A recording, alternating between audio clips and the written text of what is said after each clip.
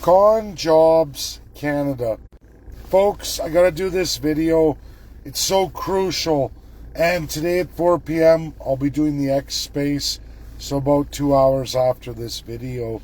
But I want to do this because I'm watching conservatives talking a lot like 51st staters. Nonchalantly, you'll hear it from especially people like Michelle Ferrari. She goes off about, oh, we got to make a deal. Danielle Smith, oh, we're going to work with America. American companies capitulate, really, to all of America's demands that are responsibilities of the Canadian government that they don't do now in all of their funding. None of the money makes it to any of those areas. You know, when you analyze with AI all of what the federal government of Canada is involved in these hundreds of billions of dollars, 600 and some billion dollar revenue stream, half of which, Canadians, pay attention, especially you self-proclaimed conservatives, because I'm a real conservative. I'm the Ralph Klein, real, honest-to-goodness, physical conservative. I've lived my life that way. It fills me very well. I do well in my own personal life, keep track of my finances, build for retirement, all those great things like so many of you do. Knuckle to the bone. Now, with Canada and its revenue source, nobody likes to talk about. Half of that money comes from you, the working Canadian. You have to pay the lion's share. Half comes from your income tax, your federal income tax, for all of those federal constitutional responsibilities and treaties the federal government is mandated to sign around the world, so us Canadian subjects can trade, or at least work for those in the higher class who get to trade, are positioned to trade. That's not the people's sovereignty, that's the government. Conservative, liberal, whomever's got control of the government. Now, we have two things going on right now with Donald J. Trump's demands. We have financial commitments and trade commitments. In those financial commitments, Donald J. Trump demands we meet our obligations in military, in NATO's military, NORAD military, and a proposed Golden Dome USA missile defense positioned in Canada, missile silos, American bases. Now, Canada doesn't want that. They've got some harmony thing where no Americans are going to be on Canadian soil. None of their installations, none of that. That's what Mark Carney's trying to present to USA. And he's going to borrow, he says, to make sure our economy can meet the new objectives of the Carney regime. Pierre Poilievre, likewise, as a conservative, the official opposition, says he wants to do all those things, incorporate all the American things that come with price tags in the many hundreds of billions of dollars, maintenance in the tens of billions of dollars, more than our revenue sources can sustain. So, Canadians, I'm going to tell you, yes, as a physical conservative, not the social conservative that is the Conservative Party of Canada forever and a day, because they're liberal conservative, progressive conservative. That's the party. That's what they are. They're not the physical conservative party. You know, real conservative, it's a good word, but it doesn't describe them legally in platform or design. Neither does the Liberal Party of Canada in platform or design. Those things are out the window. See, what the Liberals are doing is saying, listen, we'll capitulate to a third of what Donald J. Trump requires, and we're going to do that by borrowing against all Canadians. Defer taxes because we don't have the revenue. We don't. So we're not going to increase taxes because that for sure will get us thrown out of office. We'll get another snap election. Conservatives will get in, no problem. So we're going to borrow against all the taxpayers. Like credit cards with all kinds of countries and financial systems around the world, charging high interest. They're going to continue to increase your inflation. Your government of Canada today, through the last budget just before Christmas, is officially the largest source of Canadians' inflation. Meaning your inflation's never going to go down, not with your government, your Liberal government, spending more than they take in by record bounds. So on comes Pierre Poilievre. Here comes Michelle Ferrari. She does a really good articulate video, a lot like Pierre Poilievre, and a whole pile of Canadians are loving it today. Oh, that sounds great. We're just going to build all this military, expand our military. We're going to spend these hundreds of billions of dollars beyond the budget constraints in the revenue source we have. So my question is, if Danielle Smith, Michelle Ferrari, and Pierre Poilievre are going to do all the wonderful things they promised to do if elected to office, where does that $250 billion, over $110 billion annually in maintenance of said such things, where does that money come from each and every year that the current revenue source stream doesn't provide for? So you say, no, we're not going to borrow. We're going to trim government, but not the overabundance of civil societies and crown appointments in the many thousands, half of which our party holds. Our party loyalists and oligarchs hold. Pierre doesn't address any of that.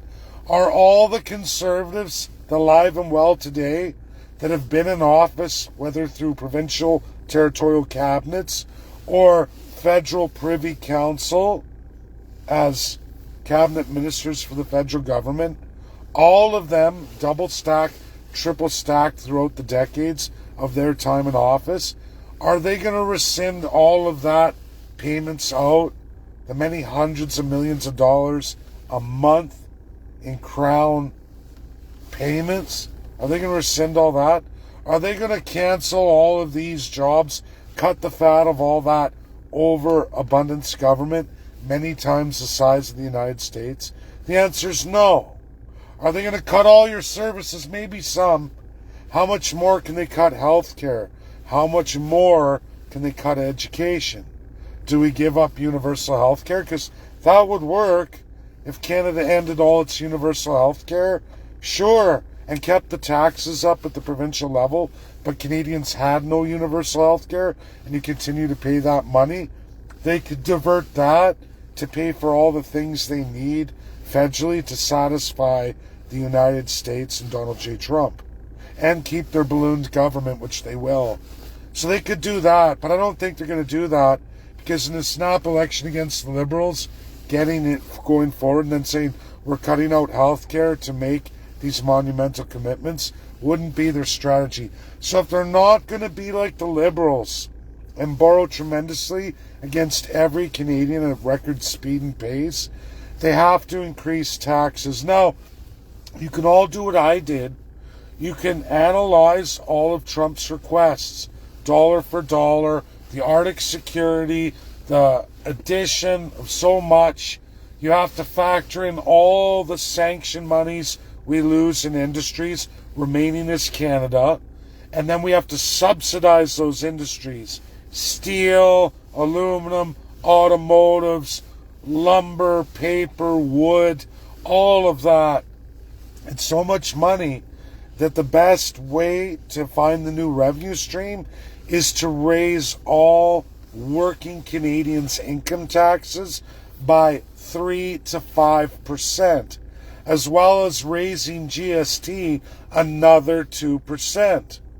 Danielle Smith has been open and campaigned on that as a premier, saying that's what we should do to satisfy the United States. Canadians, do you know what a 15% increase in your income taxes means? It means for people from $60,000 a year income onwards are going to be over the 50% income tax combined rate in Canada, federally and provincially, territorially. Every single province and territory will far exceed 50% in just combined income taxes. Then you get another 2% GST on everything. That will destroy Canadians, just so that your crown lives as the Conservative Party of Canada in power. Or you stay on the Liberal model of, we'll just keep borrowing against you, raising inflation, and watching your quality of life go down until we're bankrupt. And this is also the Conservative strategy, that completely both strategies, folks, Liberal or Conservative, are absolutely extreme socialist and fascist, because you're picking on one segment of the population you deem inferior to you, and they're to pay for all that keeps you alive and well and functioning in your wealth accumulation, your growth. Now, Canadians, a lot of institutionalized Canadians will say, hey, that doesn't sound so bad. 3 to 5% more income tax, 2% more GST. Well, remember, folks, in your costs and everything else not going down and probably going further and further up in the growing Canadian bureaucracy model that never changes year after year. They will get that money like every government before them. They will promise you, like Brian Mulroney, we're only doing GST temporarily till we get rid of the debt. Remember that? Did that ever happen? No. They just grew government and spent more. And that's what's going to happen here. Donald J. Trump already knows this. The whole concept for Donald J. Trump, for all Canadians on Canada, the 51st state, why he hates the Conservative Party of Canada, why he's not drawing out any deals with Alberta. Danielle Smith, Premier, is lying to all of you. Michelle Ferrari is lying to everybody. None of these things are going to be met with the United States because America's not dumb. Like Canadians, America's used to Canada setting up all these systems and promises, and when they collect the money, they quickly spend it on everything else, not what they're committed to. Just like Canadians, you got the platform, you got the rollout, you elect that prime minister, and they go 180 degrees the opposite way, and you get fleeced for everything you have. You never get it back. Well, America has been going through it with us too, and they're tired of Canada. Donald J. Trump says, cut out your middleman, cut out your federal and provincial crown, become sovereign, because in America, all 50 states of the Union constitute their sovereignty for and by the people at the state level. You get all that done. You get taxation with representation for and by the people. You get all your branches of government for and by the people, with massive checks and balances for and by the people. That's what Canadians get. Your taxes go way, way down. Yes, you will have the same outstanding debt. It will be all compiled into one book, but America doesn't have the same financial system as Canada does. You're not going to get fleeced on constant renewals, changes of your interest rates, how much you got to pay, unable to predict your future, killing off half the population at this time, not that time, financially. All of that worry disappears as Canada the 51st state. America says, yeah, we have federal taxes too. But the difference is we actually make our military commitments. We actually do all the listed federal powers exclusively in our budget. As a State of the Union, Canada, you join the other 50 states in holding us to that like they do. And you can look at all the other 50 states of the Union, even the Democrat ones, even what Minnesota's going through and so much corruption, they're still by far in debt, even with all that crime. They're far less in debt than any other province or territory per capita in Canada. And as well, they're far less than the epic corruption rate of all of Canada's provinces and territories. And in fact, some people think are great are absolutely the most corrupt, with little to no disclosure of where these monies went in these civil societies and how they actually didn't benefit Canadians or those provincial subjects in any way, shape, or form. And there's nobody going to jail, nobody held accountable for it. It just continues, grows, and multiplies. It's out of control.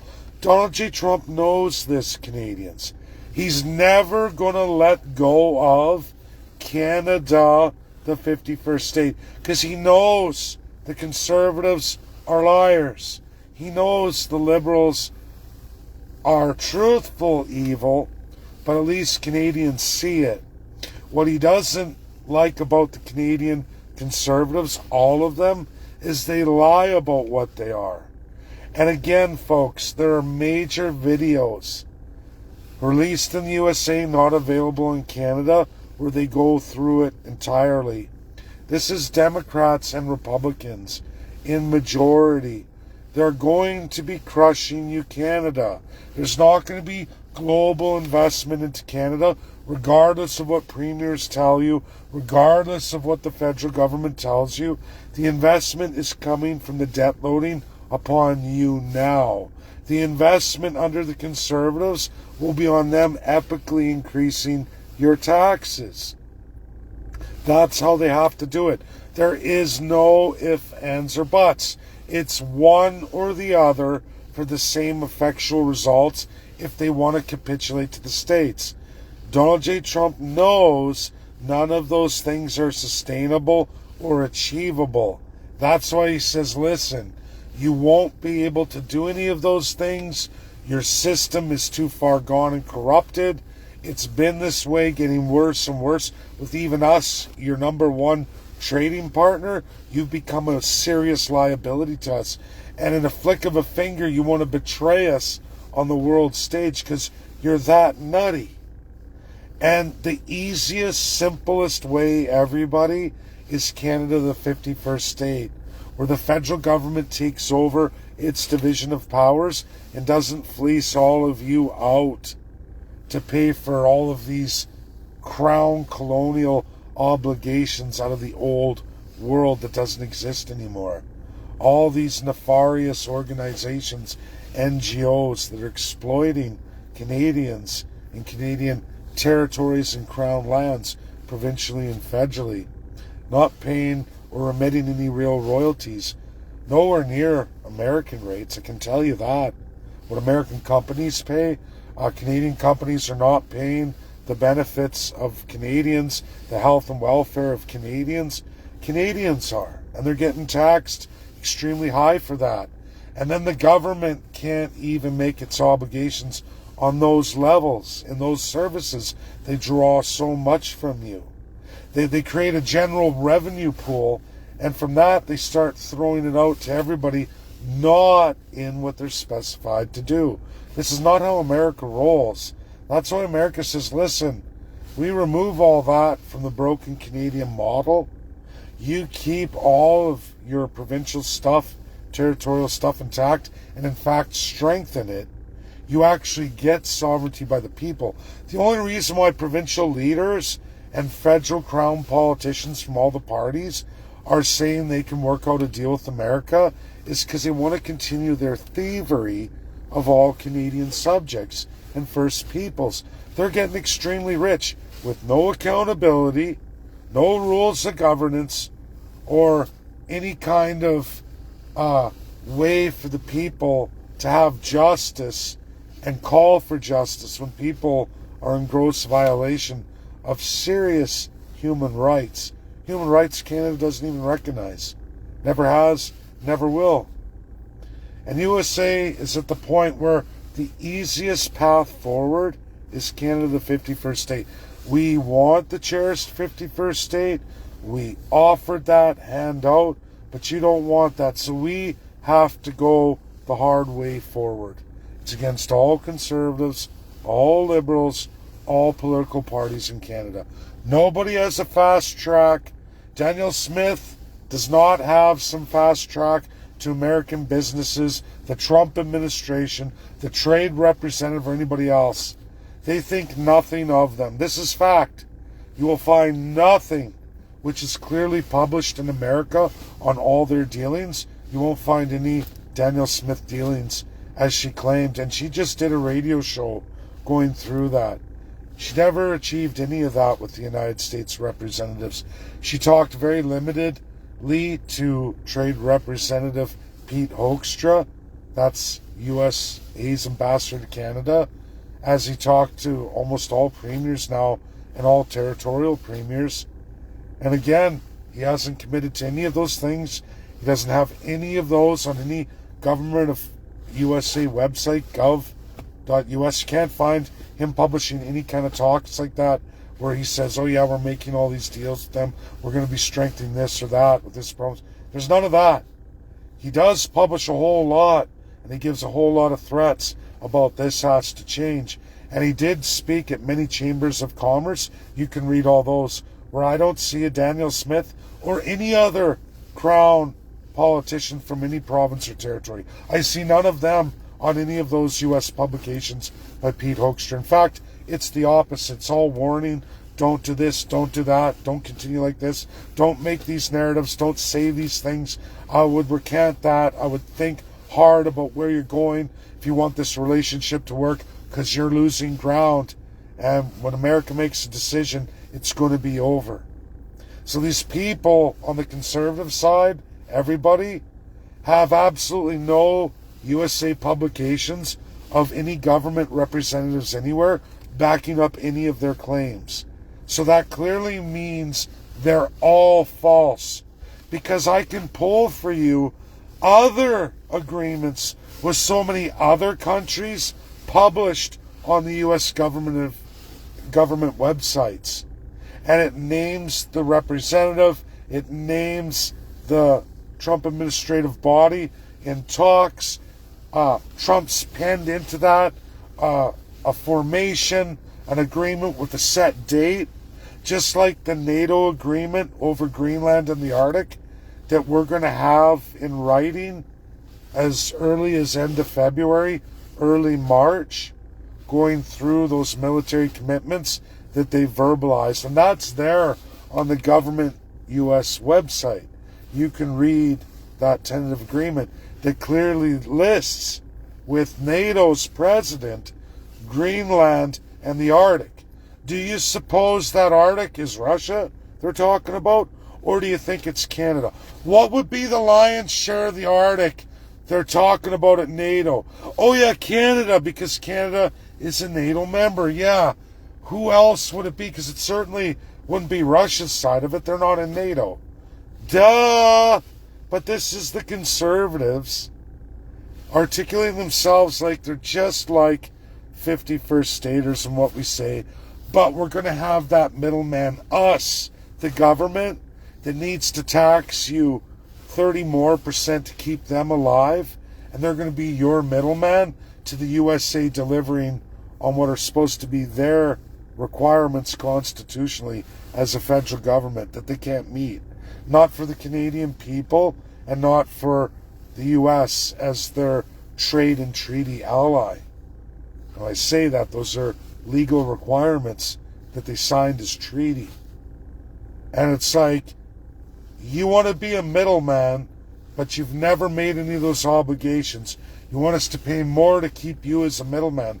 Canadians, why again do you need your provincial, territorial, and federal governments at this point, when it can just be you in a modest state tax rate with much more powers and much more responsibility financially from a lower tax system federally, giving you much more of the federal requirements? Why does that not fall on every journalist's desks, every economist's desks in Canada? All conservatives. If you claim to be a conservative, isn't money the first thing we should be looking at? Budget and conserving taxpayers' money? Not ignoring the fact that everything you're promising comes at a massive 15% tax increase on your number one source, 50% of the country's revenue. Income tax from the slave working subjects that you know you have to raise by 15%. Why is nobody publishing that when it's easily worked out by any AI source you want? Do it yourselves. And when you start adding in the subsidies proposed by Canada's conservatives or liberals for all these industries, it really gets up to that from 3 to 5% income tax increase from those 60,000 and over all the way up. Clearly putting us way over 50% income tax, meaning you're taxed more on your income than you get to take home officially. All tax brackets of people working for more than 60,000 a year. That's the most evil as it gets. That is all the conservatives can do. Otherwise, they're just filthy fucking liars. And that's the truth. And that's a sad reality of what Canadians are eating by the tens of thousands. People like Michelle Ferrari. People like Danielle Smith, Premier of Alberta. People like Pierre Poilievre, His Majesty's official opposition. Nothing they tell you comes without monumental tax increases and a minimum 2% GST increase. So you know there'll be less food, less energy, less for all Canadians, less vehicles, less homes, less everything. Can you live with another 15% reduction in your life? Because that's liberal or conservative. You can get it through debt loading, inflation, or you can get it by government manufactured taxation without representation, which devalues you anyway, because you have less to spend at the end of the day, week, and year. Massive inflation. Just to satisfy the USA and bail out all the companies involved. It's unsustainable. It's exactly what bankrupted all communist countries and does routinely. That's where you're going, Canadians. Up, up, up in taxation, less in the pocket. Or up, debt load, less value of your money, more expensive is everything. Meaning you need more money, more of that devalued money. Either way, it's not good. There is no fix Canada, made in Canada solution anymore after this last presented budget passed before Christmas. I told everybody that. We've sailed past the point of fixing Canada. It was well on its way for many, many years, but it's officially over. The best way forward now, ultimately and only, is Canada the 51st state. It's as simple as the Governor General of Canada and any Prime Minister sitting walking into Congress and applying for the Enabling Act. All the heavy lifting's done. There's no process, voting, anything, just that action. The only voting comes after that, when it's time for Canada to present their Constitution in the requirements of said Congress presented Enabling Act to Canada. Did you complete it in the years required? Does it meet these steps listed in the Enabling Act? And do Canadians vote for that? Then you get your referendum. That's it. That's all. But going back or anything upon not making that referendum, you're going to be left in limbo. Loss of nation status, loss of everything, tits up, bankrupt. Canadians will ultimately vote for that, whatever it is, but it's how many years of suffering, how bankrupt did we go to get there, how many times we're going to flip-flop liberal conservative on this epic escalation down straight to hell. And before conservatives start jumping behind Pierre Poilievre, Michelle Ferrari, and Danielle Smith, I just got to ask you, where do you see your economic standing going? Where do you see them bailing you out through subsidies and massively increasing taxes, or just being a complete liar and doing exactly what the Liberals are doing? Because I don't see a viable path for conservatives, as Trump has told you all now. Your love of China is over. You're done.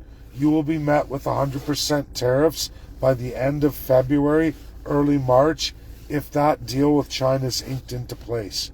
You will be slapped immediately with 100% tariffs. Trump rolled that out days ago. So where's the conservative narrative on that? I haven't heard the conservatives address that fact that Danielle Smith's pipelines to China on natural gas and oil that she wants to expand, I don't see where she's going to get American investment for that, or Americans supporting her in doing that with China. Trump clearly said, hell no, we're going to destroy you. So I can't find any publications of Danielle Smith with any American representatives cementing any Alberta deals in. I don't see any. She says there's business interests in the United States.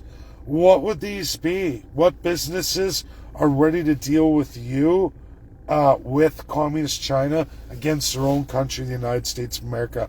And remember, everybody, like, why this is epic scale lies by conservatives, and this is Pierre Poilievre, Michelle Ferrari, but Danielle Smith on this front.